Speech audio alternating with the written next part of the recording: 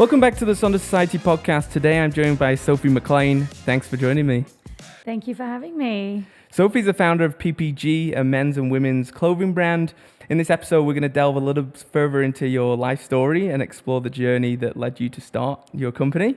We'll also discuss kind of the why behind the business and the vision that drives you every day. So let's start pretty much from the beginning like we do, just to give a bit of foundation. I'm excited to kind of learn a little bit about your childhood journey. Now, I'm sure the listeners throughout this will pick up your accent here.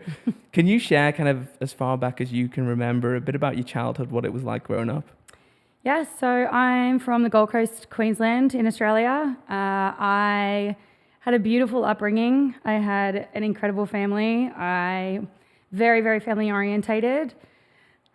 Grew up on a beach. I did all beautiful things when I was younger. I don't know, what else would you like to know? So what's your family dynamic like? Have you got brothers and sisters? Yes, so I've got an older sister.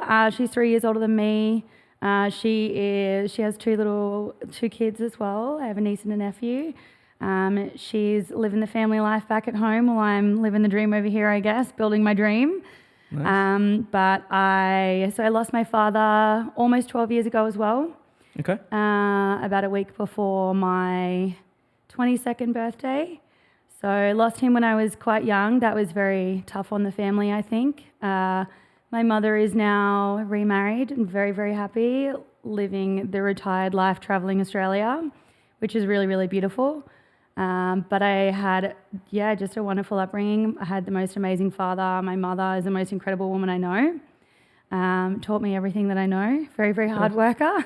Love that. Yeah. You talked about obviously a wonderful upbringing. I'm going to kind of dive straight into the challenge that you obviously faced with your father there passing. Do you mind kind of sharing details around that time?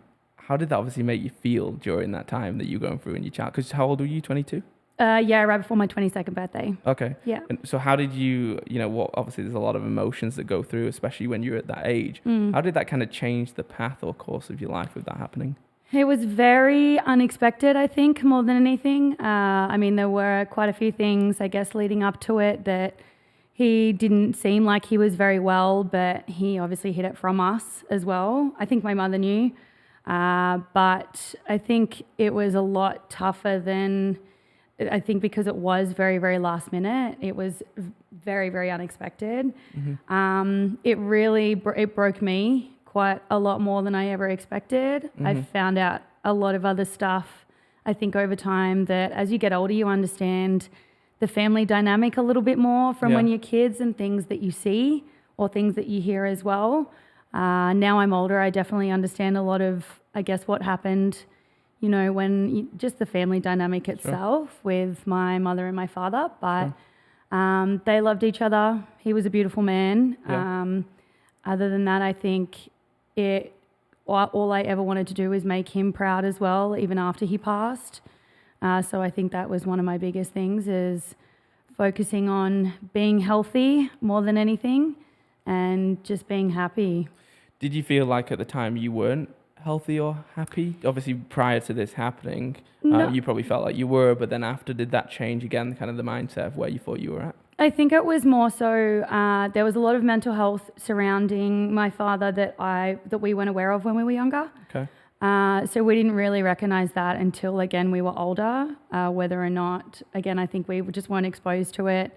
They didn't really tell us anything, but I think understanding that after he had passed, it makes a lot of sense in regards to how he was the way he was sometimes. And I think with my sister and I, even now, growing older, the things that we face, it does make a lot of sense, because I think there was quite a little bit of that in my father as well, unfortunately. Mm-hmm. He was the most loving man, but I think there were things that we weren't aware of at that age and when we were younger. Do you wish you were aware of it at the time, or are you kind of glad that it was? Because you said it kind of got kept from you, right? And now as you've grown up, obviously you're more aware and it's easier to understand with mental health, and I know we'll obviously get into that separately, but do you feel like you wish you knew as you kind of went along and that would have helped, or do you feel like it's better that you didn't know till afterwards? Honestly, I think I wished I would have known, because I think I was at an age as well, growing up, being a teenager, being a young adult, you go through different things in your life. Like I was a brat. I was a bit of a brat to my poor mother and my father. But again, that's just, it's childhood. You go through phases. I think I probably would have thought about that a little bit more. Again, I don't regret anything. I think it's more if we'd understood it a little bit more, it probably would have made more sense back then. Mm-hmm. There probably would have been a little bit less anger from my side of things.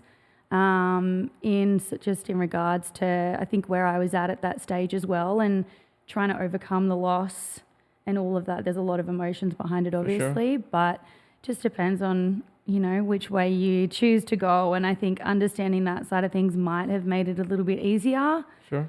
But again, it's probably made me who I am today, not knowing, and then living through the things that I've lived through and continuing to build on that and learn from it all.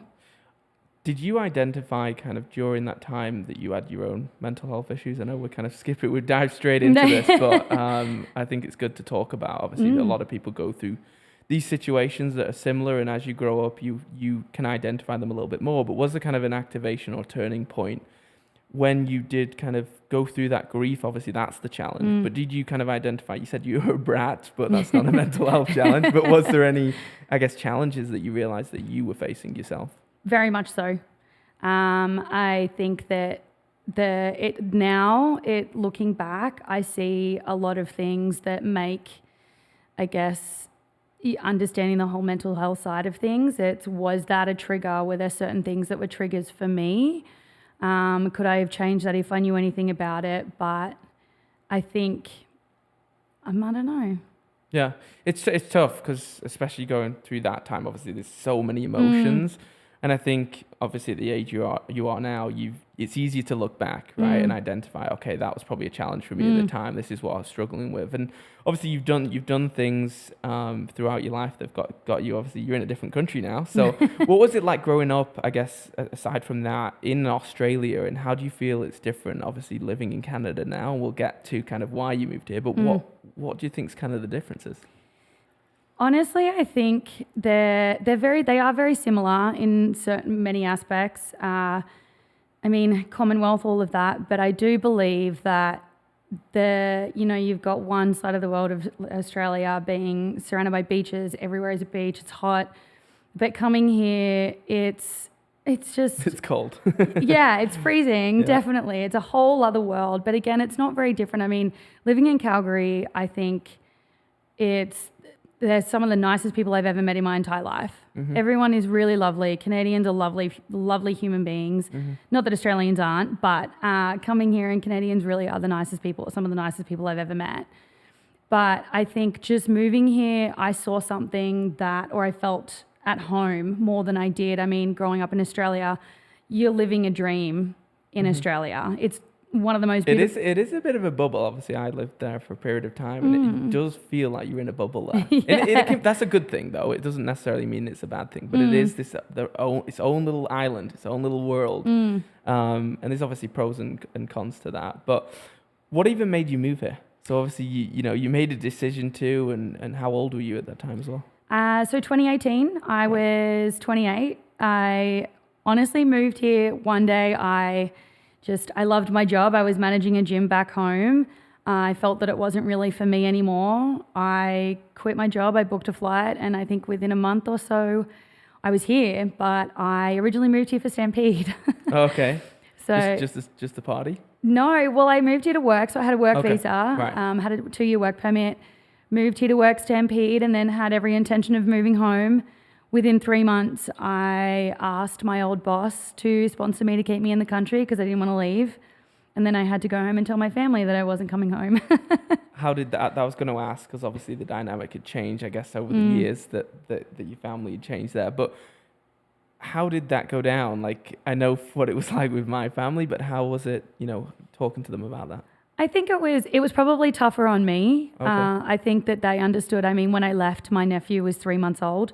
Right. So he was just, I kind of just packed up and left everything and just said, I'm out of here. So that was it. Sorry to interrupt. Was it abrupt? Did you feel like you left quite abruptly, because this might not be the case, but with your father's situation, did you feel like you were running away? Not at that point, no. Okay. I think it was just I was looking for more. I couldn't figure out there was nothing there for me at that point. Okay. So I was ready to find something else, and whether or not that was going to take me 3 months, a year, or 5 years, or whatever it might be, I had no idea what to expect. And moving here, I didn't expect to be where I'm at, or let alone even want to stay in Canada. I had no idea.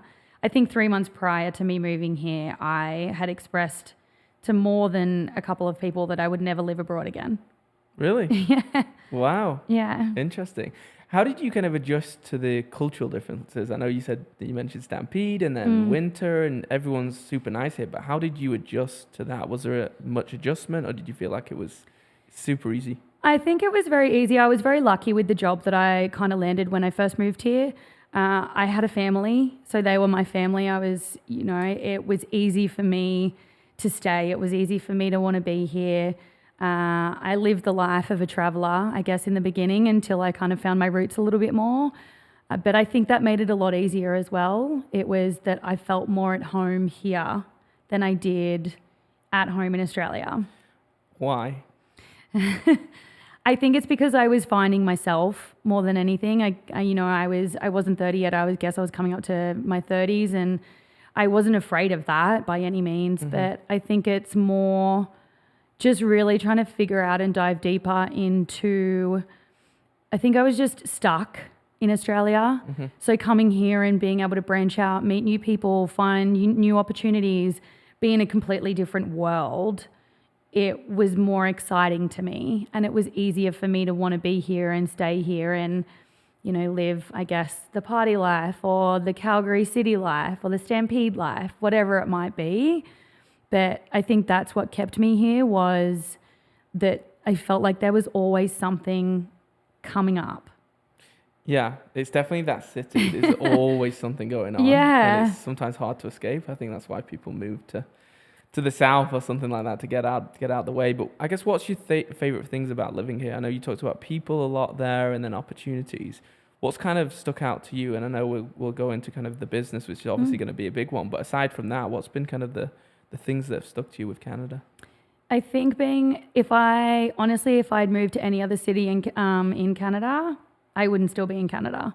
I think with Calgary being so close to the mountains, with the Stampede, I've worked in the industry the entire time I've been here up until now or recently, but I think that's always been a thing. The mountains were a big one for me, especially in the winter. I guess having 9 months of what feels like winter or winter itself, it's just different. For me, I can go home and I can go to any beach that I want.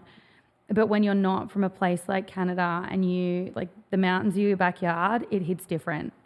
And that's definitely one thing that kept me here as well. And being close to BC, just being close to the lakes, I think just living a completely different life to what I would have ever expected is exciting. Sure. And it's different, and I love it. I live for it. Awesome. Well, obviously I can relate, being from England, so it's easy me talking about it. But I think a lot of people that listen or watch here are thinking about it or are doing it, and they're stuck, or they're doing it and they completely see what we're seeing, and you end up wanting to stay. Is your kind of long-term thoughts that you are going to stay in Canada? Is there ever thoughts of returning to Oz? Are you kind of keeping that on the back burner, or is that you've kind of made your decision? I think that's on the back burner for the foreseeable future. Calgary is my home.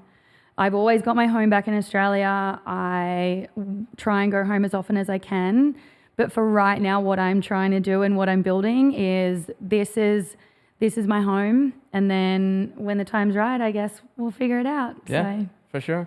And then what would you say to people, again, kind of making that move to the big place? You've done it now. You've gone through all the challenges that I know that comes with it. But what would you say to someone, especially probably from Australia to Canada? What would the advice be there?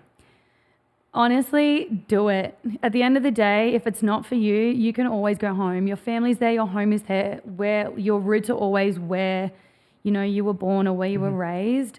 But if there is an opportunity or you want to do something, always do it, because you have absolutely no idea where it will take you. And I personally think 90% of the time, it will take you somewhere that you never imagined. Yeah. Even if you're there for a month, you will see things that you've never seen and people that you've never met before. It's just an entire experience that I think every person should go through. Yeah, I agree. I think everyone should travel to some. Obviously, that's the extreme if you move into the countries, but traveling in itself is amazing, right? It comes with its challenges, but you really do find yourself. So exciting. Let's talk about the biggest topic, which we hear about. Obviously, I'm excited to talk about the company that you started, the why, and the challenges that have come alongside that. But I guess first of all, in general, can you kind of share with the listeners today, what is PPG? What does it stand for? What even is it? Yeah, so PPG Apparel is my clothing company. It does stand for Powder Puff Girls. So it actually happened, it came about as an accident during COVID. There were 4 girls, and one of my good friends, my best friend actually at the time, she created a group chat that was called Powder Puff Girls. And there were 4 of us, and we would basically just text each other when we wanted to go out to the mountains because everything was closed. So that's all we could do. And then from there, we started creating videos. We started, made an Instagram, and it just kind of went from there. And I personally pushed, I think we decided to get matching hoodies for the 4 of us. We had a friend design the logo, which probably I personally don't think would have been as successful if it wasn't the logo that it is. But yeah, we decided to get matching hoodies, and then we posted something on Instagram and people were like, what is that? So we ended up ordering a bunch. We ended up ordering 50, I think. And then we sold them. I saw something in it, so I pushed for it, and the girls had other things. One of them was a teacher, and they had other priorities. So this was this a joint venture then originally? So Powder Puff Girls itself was founded by 4. Right. And then PPG Apparel that's when I broke off and started it myself, and then pushed through with the company. Okay, cool. So yeah, they had other priorities, which was more than fine. And now it's here today. Sure. Were they, so they never had involvement in the clothing line? No. So there was one girl who, in the beginning, she originally was just for a couple of pieces. Okay. But after that, we all went our separate ways. Cool. Yeah. So obviously you took that decision. What was kind of the inspiration? Obviously you said that people were seeing it and they wanted to buy it. You took that risk to put an order through. But what was kind of the inspiration? What kind of motivated you to start it? You also mentioned obviously COVID and kind of a mistake in there, but give me a little bit of context of what your inspiration was of thinking where this could go. I think more than anything, when I thought about it, I saw something in it.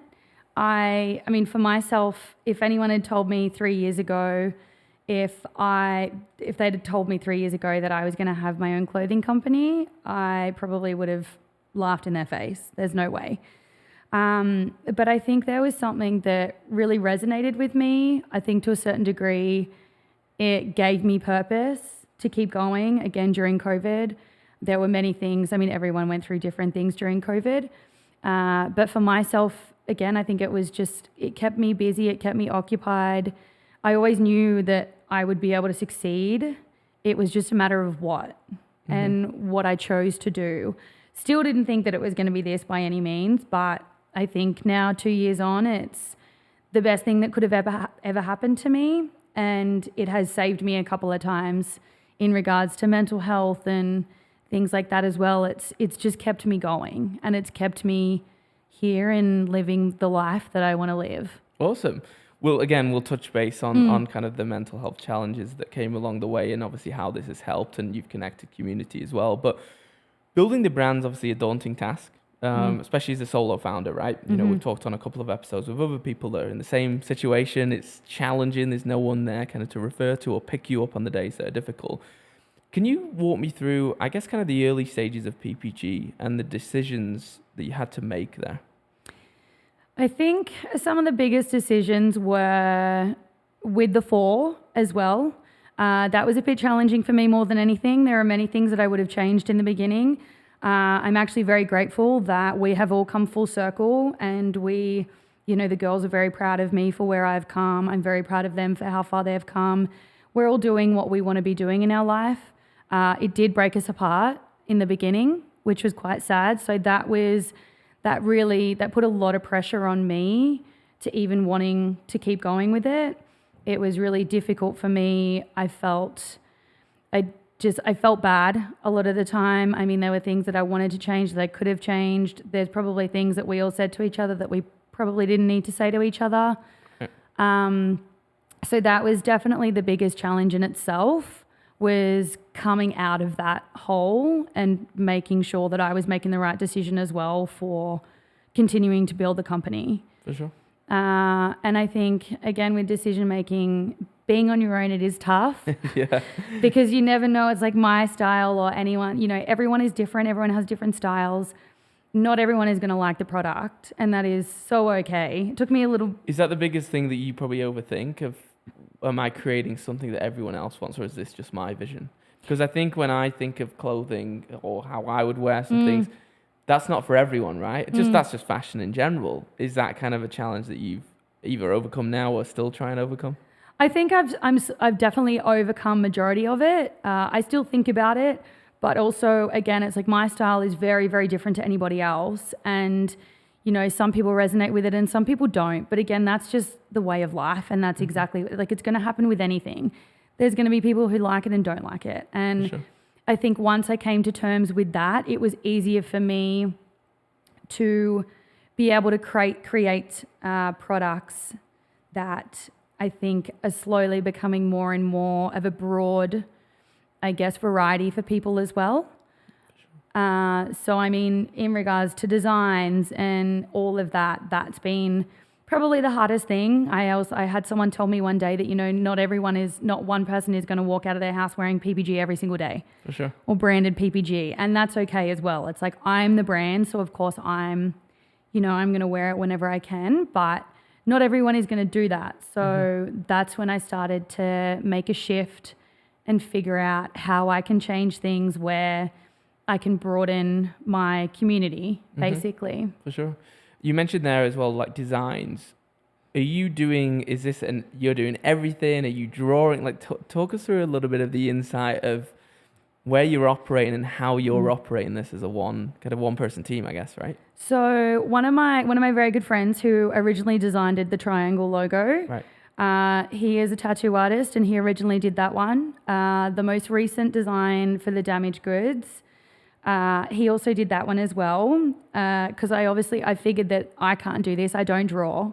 I'm not a graphic designer. Sure. I was never a designer in general, and now I'm creating a product. But I decided it was time to look into my options for moving forward and how to do that. So I used him a couple of times and he's been so great. Now I do actually have a full-time designer or graphic designer that I'm working with. I'm working closely with him and he has also been amazing as well.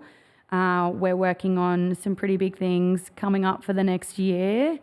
And he's been great. So awesome. I think having him full time is going to make a huge difference. For sure. And it's obviously you're at that stage now where you can do that. Yeah. You can't do that at the beginning, right? You've got to use friends and all means of necessary. Talking of friends, how has that been when it comes to supporting the brand? The reason I ask this is I've actually seen it been brought up on a lot of podcasts where not all your friends follow the company, right? Yeah. Or like the pictures or whatever, those small things that are free. And it's a challenge that a lot of people face when starting businesses, that your friends say they support you, but do they actually? What's been your experience with that? It's been hit and miss. In the beginning, when everything kicked off, I had the most support I could have ever imagined. And that is what has led me to where I am. I would not be where I am without the support of all of them in the beginning. There are definitely some people who have unfollowed me and people who don't support or don't buy the product. And that is more than okay. Again, if it doesn't resonate with people, that's okay. I'm not offended. And I know that there's people who didn't support me in the beginning and they support me now, or they supported me in the beginning and now they don't support me now. Unfortunately, that's just what it is. I'm doing this for me, and there is a community out there that follows me and has faith in me, and I have an impact. And that's my biggest thing, is I want to be able to have an impact on people and build a brand that resonates with people. And if that doesn't resonate with you, that's okay. I like what you said there because that leads to my next question. You talked about kind of the brand resonating with people, and obviously it doesn't fit everyone. But what would you say, I guess, kind of the unique selling point of PPG? Like, is that you talked about community a lot of having this conversation. What kind of sets you apart? And again, it doesn't mean that it has to be for everyone, but it's obviously for some people. And the community that you've built has obviously grown a lot now, and people are talking about it, and I hear it all the time. What's that look like for you, and what's the thought process there when it comes to your USP? I think more than anything, I really tried to build a community around having life balance. I mean, when I first moved here, I worked in the industry, would party a lot, do whatever. Now I'm at a point where I'm in my 30s, early 30s. It's like that gets old. However, I'm still human. I'm a normal human. I like to go out. I might have a few cocktails, but I also get up and I live my life. I have, I've had health issues. I've had mental health issues. At the end of the day, I really have tried to push that through my company as well, because that's one thing. I am who I am, and I have flaws. For sure. And that's basically it. I'm now a lot more open to that, because showing my flaws, I know it resonates with certain people, and if they reach back to me, it gives me more purpose. For sure. Do you feel like you've learned or seen a lot of that, a lot of people reaching out when it comes to, because your brand is very mental health focused, right? Which is great. That's important, and a lot about what we're speaking to today. But has that been evident to you that a lot more people have spoken to you and kind of, I guess, come out of their shell and been able to share some difficult conversations? Very much so. I find now that, a couple of months ago, I went through a breakup as well. I was with someone for 4 years, and I thought that was my person. And, there are many things that I think putting out there, I found it got me through the hard times. And I think putting that out there in my struggles is what people relate to, and why I've had people reach out to me and say, okay, how did you get through it? Or I'm really proud of you. Not even asking me questions. I think having people tell me that they're proud of what I'm doing and why I'm doing it just pushes me to keep going too. Because I think that means that, people see it, and whether or not they do relate to that or anything like that, it's just nice to hear that people see the struggle, and they see that, everyone is getting through their own struggles. For sure. You talked about heartbreak, I guess. I was going to ask, with any business, there's kind of heartbreak and challenges as such. Can you kind of share your experience with that? I think we struggled a little bit. I think with my momentum and wanting to progress and do a lot of that, I put a lot of focus into it. No relationship is perfect. He was a very, very lovely person. He was very supportive. I think towards the end, it was very stressful for me in regards to my sole focus being the company and wanting to grow and wanting to do all of that. I think over time, we personally just grew apart, and it seemed like we wanted different things, but I have so much respect for our relationship the entire time and everything that he did for me. He helped with the company a little bit in the beginning as well. Sure. But I think it's just, I did put a lot of focus in that, and I felt that I struggled to, I guess, focus on both things at the time. I was kind of all over the place, I think, towards the end. Yeah, definitely. Those challenges are hard. Going through that, and people experience it all the time, but when you're focusing and you're building that momentum, sometimes it feels like you've got to choose, and you're trying to incorporate the balance of being able to do that. And that's a difficult thing. On the flip side, there's obviously proud moments, accomplishments. Is there anything kind of that stands out to you for your brand? What have you accomplished? What's that proud moment? I think being where I am today is having the community itself. I am at the point now where I have people come up to me and they know me and I don't know them. And to me, that's terrifying in a way, but it's also pretty beautiful because I get to meet these people that they've been following me forever. Recently, the other day, I met someone who had been following me the entire time, and I didn't know who she was, and I got the opportunity to actually meet her and her tell me that she's been following the whole journey. And that just means so much to me. Like, that is something that I never anticipated. And I think meeting more and more people like that and coming across people like that, it's exciting. It's daunting, but it's exciting. And I think that's what just makes me want to keep going because I love it. Yeah, I mean, that's the biggest reward, right? Especially you meeting someone that you didn't expect to meet, that's been following it behind the scenes, and that's social media. You know, there's obviously power through social media, but you don't necessarily connect to people as much as you'd like to, and in person you can. Obviously, building kind of a strong support network like you have, it seems to be a community. We talk about that a lot here, but how do you think you kind of built that personally and professionally to build it as a community? Was that, I guess, social media focus that was the biggest help here? Has it been friends around and it's been like a domino effect? What's been the situation there? I personally think it's been the industry. Definitely. I mean, I came here and I was very, very lucky. I met some really, really great people right off the bat. I think the industry itself, getting to know a lot of people in the industry really, really helped. My first customers were everyone that I worked with at my old job. And that's how it started. If I didn't have them, I probably wouldn't be where I am. And I took on someone for social media as well, I think last year it was. And she really helped with the marketing and the industry side of things as well. So there's people who tie into the industry that have helped me. And then again, it continues to build on that. So I do have the service industry to thank, but now I am seeing a lot more outside of the service industry, which is my biggest goal, is to obviously grow and get out of that. But I am seeing more and more on the outskirts of it, of these people that I'm meeting that I've never met before, and they have nothing to do with the service industry. I think that's what's led me to where I am 100%. Awesome. You talked about marketing or social media. You had someone, are they still working for you? Or do you do the social media completely? So I do all the social media myself right now, yes. Yeah. She's still intertwined with the company. She's beautiful. She's one of my best friends. Cool. But she has helped a lot. She kind of keeps the service industry together. So, yeah. Cool. Awesome. How does kind of digital marketing play a role in your company? Obviously, it does in pretty much every company now in the world we live in, but how's that impacted your business? I personally find that I've struggled quite a bit with the whole social media side of things because I'm not savvy with social media. Okay. But I did make a few changes towards the end of last year. I kind of flipped everything upside down and made a lot of changes, and I completely took over and tried to, again, basically sell myself as the brand. And I think that's where a lot kind of obviously progressed.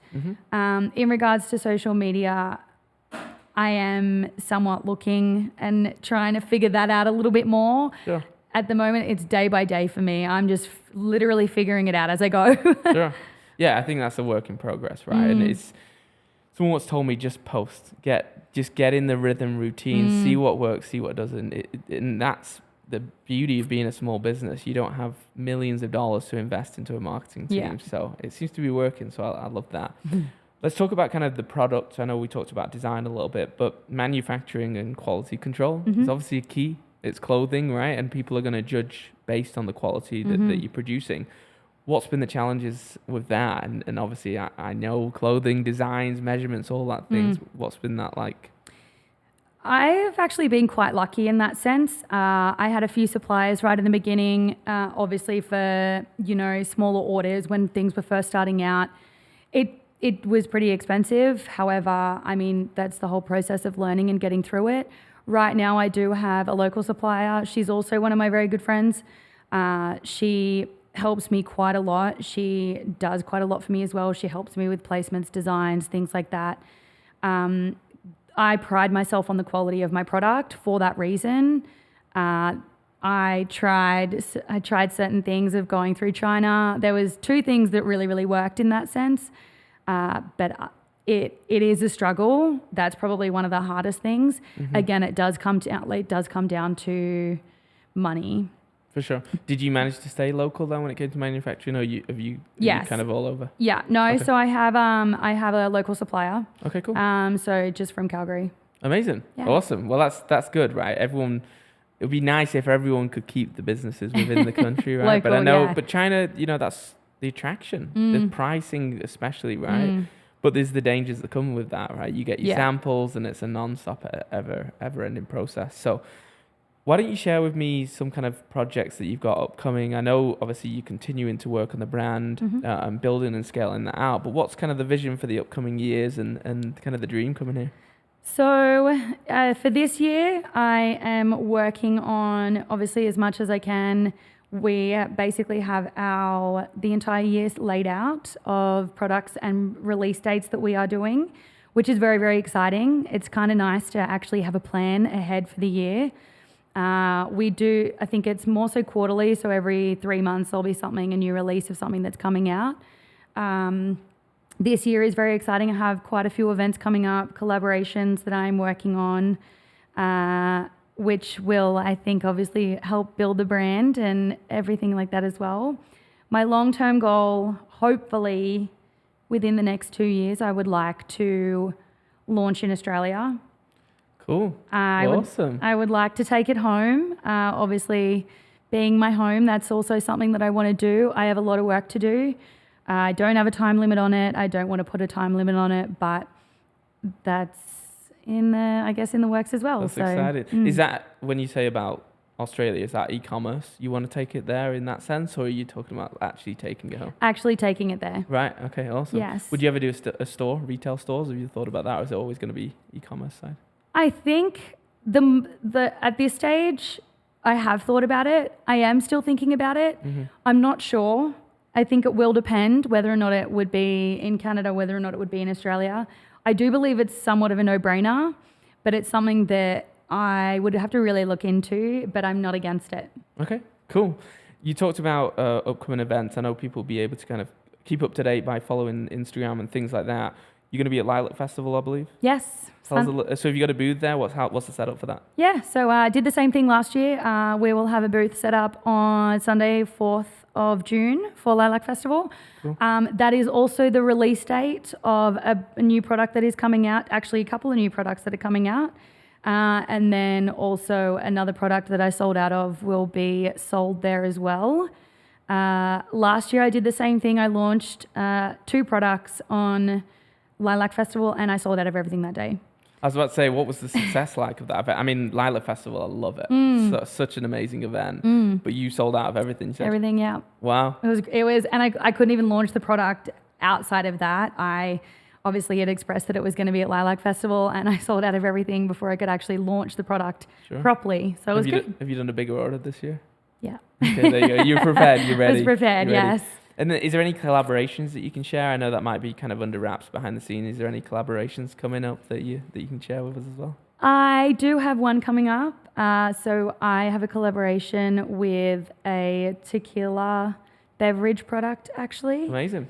Based out of Mexico. Cool. Female-owned, operated, and self-taught. Wow. Yes. Awesome. So that, I won't say anything else, but that is really, really exciting. We are in the works of planning our event. Our event will be on the 23rd of June.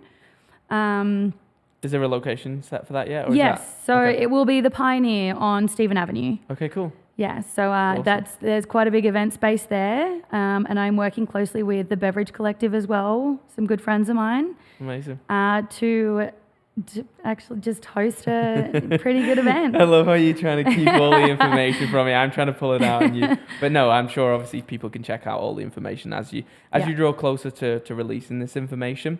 Let's switch kind of, I guess, final topic. We've kind of combined mental health throughout this, dating and relationships, but again, back on PPG, raising awareness of mental health, obviously being built during COVID, the challenges that you've gone through. You also talk about being the voice for those who may not have the ability or confidence to reach out for themselves. I kind of read that online. I took that snippet and I took kind of my interpretation of what that is. But I want you to talk about, what do you mean by that? I think, so the events that I've hosted in the past, the charity events, have been based around men's mental health. So I lost one of my best friends to suicide. Obviously my entire life, I didn't realize that it was also within our family. So I hold it quite closely to me. When I started doing these events, I had male friends reach out to me for advice or to talk to. I mean, I am in no way, shape or form, can't give advice. I obviously am not certified to do any of that. Sure. But I mean, from my experience, all I can do is give my experience and my advice and be there for someone if they need to talk to someone. Mental health being that, my company has saved me a couple of times. There's been times where living on the opposite side of the world as well to your family, there's been times where I've been in a situation where I'm struggling, and it's nice to know that there are people out there or that there is someone out there. I think men's mental health specifically is really, really big for me because it's just a stigma that people... Why do you think that over women, or do you think it's more... what's kind of the thoughts? I know you're not obviously just siloing saying men's is more important, but it's obviously close to home for you. But why do you think that is? I think today it's getting a lot better, which is really, really nice to see. I mean, there are a lot of women that struggle too and don't talk about it. But again, it's whether or not there are resources or whether or not these people feel comfortable talking about it.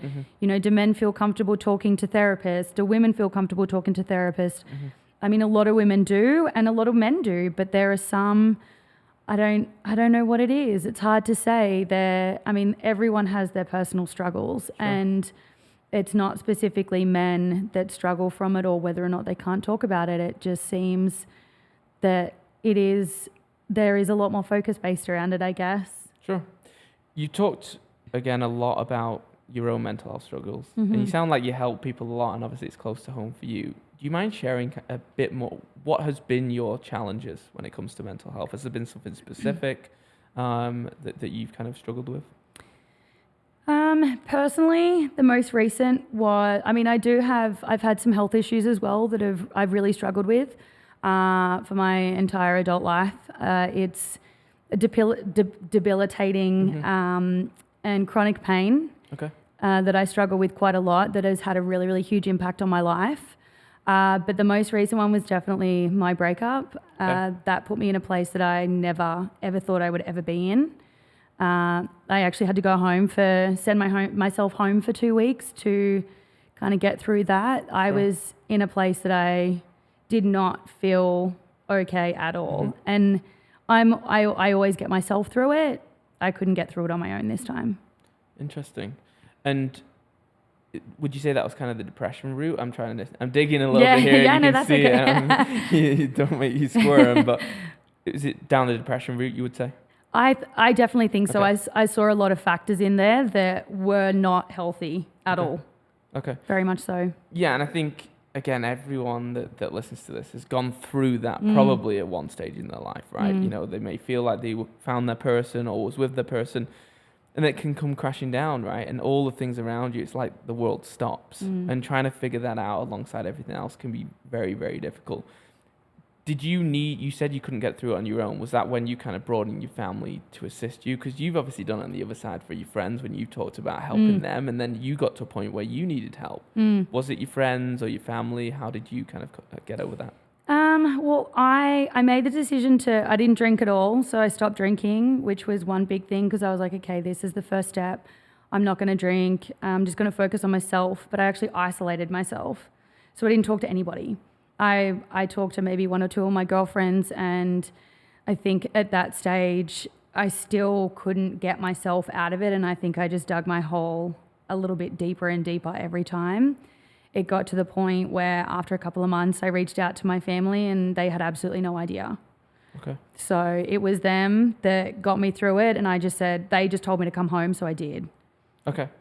Now I know you shared with me kind of your experience with both physical and emotional abusive relationships. Again, however comfortable you are sharing that story with listeners, but I feel people again will be able to relate. What's that experience been like for you? I was very young when I was in an abusive relationship. I was between, I think it was like 21 to 23 maybe. Right. That really, really took a toll, and I think has obviously why there's been certain things and triggers in my adult life as well when I'm older. I see a lot of things in that sense that a lot of things make sense now as to why I feel the way I do through certain situations. because of what I went through when I was younger. It was traumatizing. It was awful. I put my family through it, and they supported me. They didn't really know what was going on at the time, but I look back now and it was a very, very traumatizing thing for me to kind of get through. But I did have someone tell me one day that once I got myself out of it, I would never, ever get myself in that situation again. And I haven't. So you managed to get out of it, obviously, when we're talking now. But what's kind of been your experience coming out of all of this, overcoming all of the mental health challenges that you've kind of shared with us today, and also of the stuff obviously behind the scenes that's more in depth? It's liberating to a certain degree. There is obviously going to be roadblocks along the way, but I mean, I don't have triggers anymore, I don't think. I'm very, very happy. There's so much self-love and self-care within myself now. I've learned a lot that I won't ever let myself go through anything like that again. I hope to never see my friends go through anything like that. But I have gotten through the triggers and I have gotten through all of it, and it's liberating. It's a really, really overpowering, amazing feeling when you can look back and just move past it and move through it and not have anything towards it. Yeah. But you're clearly glowing when it comes to obviously the business. Obviously that's growing a lot. You're doing it full time now. On the mental health side though, to close that out, how are you kind of consciously continuing to raise awareness with mental health through your brand and that kind of vision? I think I will still obviously live my life through my company, but I think the other thing is charity events, doing that. Everything that I can do to put the word out there is, I mean, I'm always there to help people. If anyone wants to talk to anybody, they know that they can come to me. Anybody that I don't know. I love getting messages from people because it means that I can make a difference. And disclaimer, I can't give real advice. I can just give life advice, basically. Sure. But it's exciting for me to know if people want to talk that I'm here for them as well. For sure. I think through this, people will find you relatable. Obviously, thanks so much for the vulnerability. Before we close it out, for people that are watching and listening as well, where can they find kind of PPG to connect with you and also you personally? So Instagram, ppg.apparel on Instagram. Yes, on Instagram. And also on Facebook as well, all platforms. But I think we also do have a website as well, so www.ppgapparel.com. Awesome. And yeah. Awesome. And then just a reminder, Lilac Festival, when's that? Is that June? Yes, Sunday, June 4th. Awesome. So we'll see you then. Thanks so much. Perfect. Thank you so much.